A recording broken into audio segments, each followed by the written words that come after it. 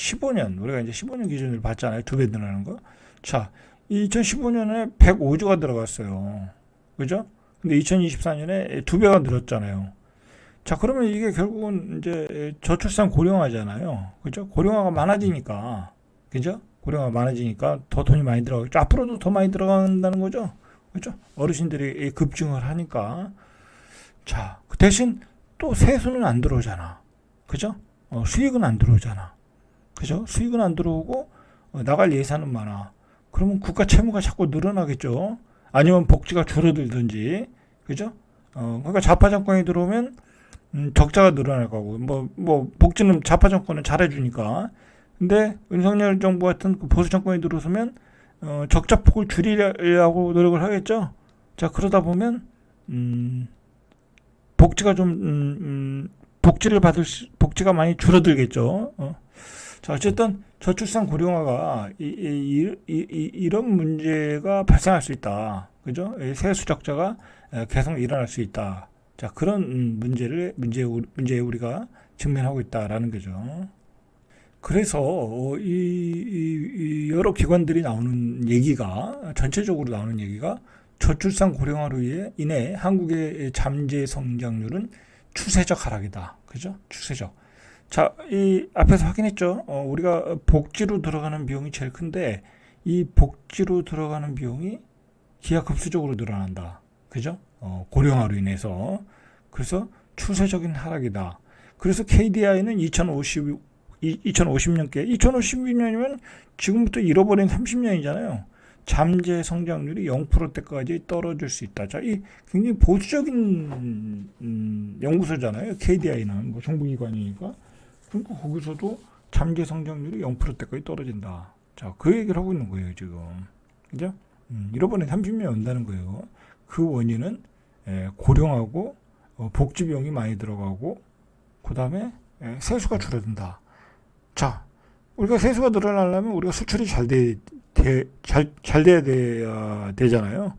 그런데 뭐 지금 앞에서 봤듯이 기업들의 상황이 결코 녹록하지 않죠. 그죠? 그러니까 경제인들이 들고 일어난 거예요. 지금 경제인들까지 들고 일어난 것 같다. 위기의식을 느끼고 있는 거죠. 그럴 수밖에 없죠. 지금 어떤 기업을 루머에 휘말리고, 그리고 기업들은 구조조정을 위해서 알짜 기업을 다 팔고 있고, 그죠? 상황이 안 좋아요.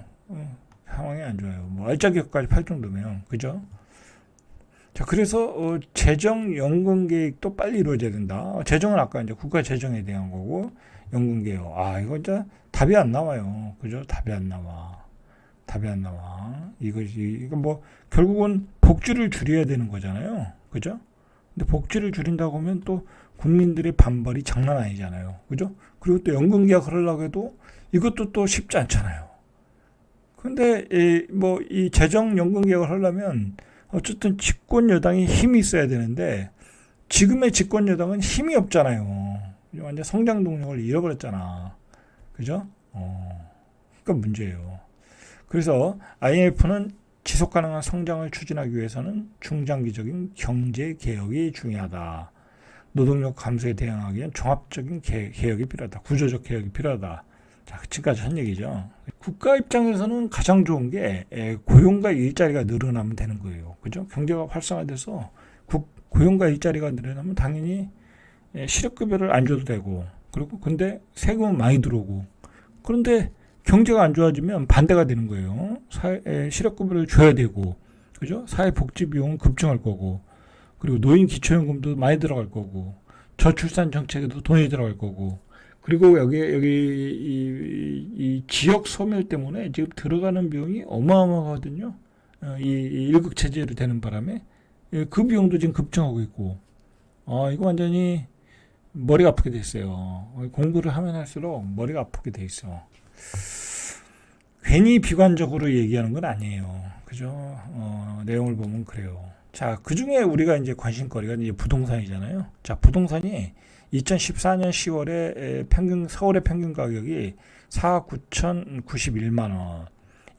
2024년 현재죠. 12억 5,294만 원. 서울의 집값을 평균 집값이 12억 5,294만 원이라는 거예요. 그래서 소득 수준에 비해 집값이 가파르게 오르며 중산층 가구가 살 수 있는 서울 아파트의 물량은 대폭 줄었다. 이렇게 가격이 오르니까 중산층의 가구가 집을 살 수 있는 여력이 줄어들었다. 그게 이제 KB부동산의 서울 주택 구입 잠재력 지수라는 거예요. 그죠?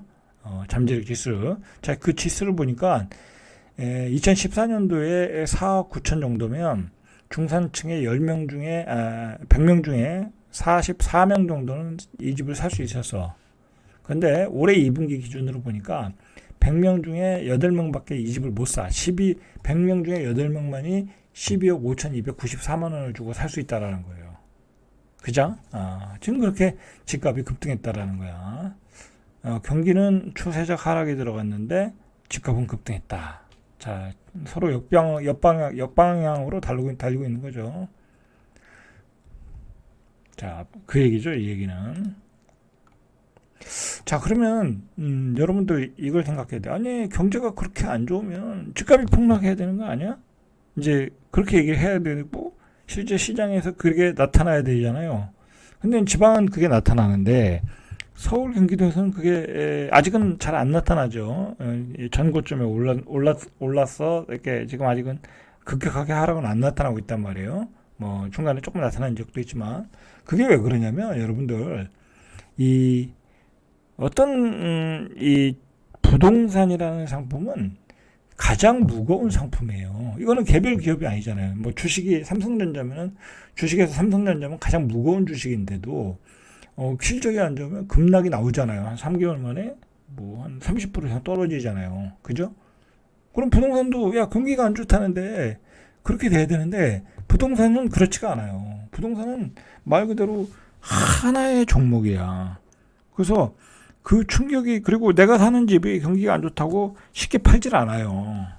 그죠? 그래서 폭락이 안 나타나는 거예요. 마찬가지로 반대로 폭등은 폭락보다 좀 쉽게 나타나지만 또 폭등도 그렇게 쉽게 나타나진 않아요. 확실할 때. 그럼 확실할 때 막 미수치고 빚내서 사고 막 그러지. 뭐 쉽게 살 수 있는 게 아니잖아요. 집이라는 게 수억 수십억 하니까.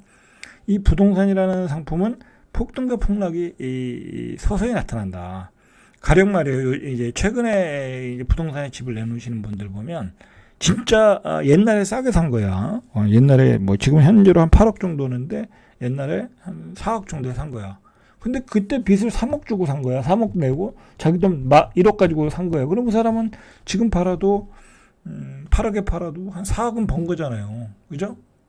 그런 사람들이 지금은 집을 내놔. 왜? 못 버티니까. 그 3억에 대한 이자를 내야 되잖아요. 어쨌든 집값이 올라서 못 버티는 거야.